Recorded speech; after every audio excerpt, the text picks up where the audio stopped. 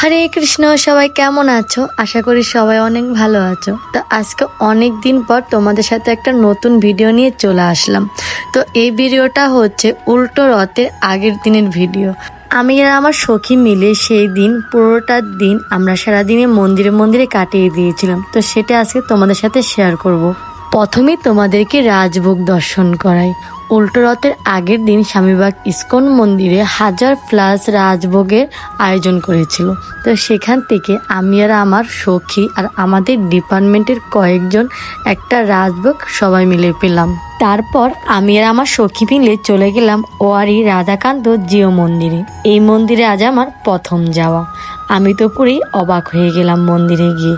তখন ছিল মন্দিরটা বন্ধ। তো চারদিক ঘুরে ঘুরে দেখতেছিলাম। এত সুন্দর করে কারুকাজ করা, আমি পুরোই মুগ্ধ হয়ে গেলাম। আর আমার সখীকে অনেক অনেক ভালোবাসা যে এত সুন্দর একটা দিন আমাকে উপহার দেওয়ার জন্য।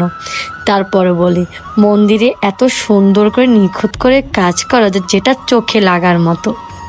এদিকে মন্দির ঘুরতে ঘুরতে আমাদের আসল মন্দিরে গেট খুলে দিল। তো এখন আমি তোমাদেরকে একটা কথা বলি, আমি এই রাধাকান্তর প্রেমে পড়ে গিয়েছি। বিশ্বাস করাতে পারবো না, আমি এই রাধাকান্তকে দেখার পর থেকে আমি বারবার রাধাকান্তর কথা মনে পড়ছে। শুধু তার বিগ্রহ আমার চোখের সামনে ভেসে উঠছে। আমি কাউকে ভাষায় প্রকাশ করতে পারবো না যে এত সুন্দর ছিল এই রাধাকান্ত। জানি না আমার এই ভিডিওটা কার কার কাছে যাবে। যদি কারো কাছে যায় আর কেউ যদি এই রাধাকান্তর দর্শন পেয়ে থাকেন, অবশ্যই আমাকে একটা কমেন্ট করে জানাবেন যে আপনাদের কেমন অনুভূতি হয়েছে। তারপর মন্দির দর্শন করে চলে গেলাম জগন্নাথের মাসির বাড়ি মানে গন্ডিচা মন্দিরে।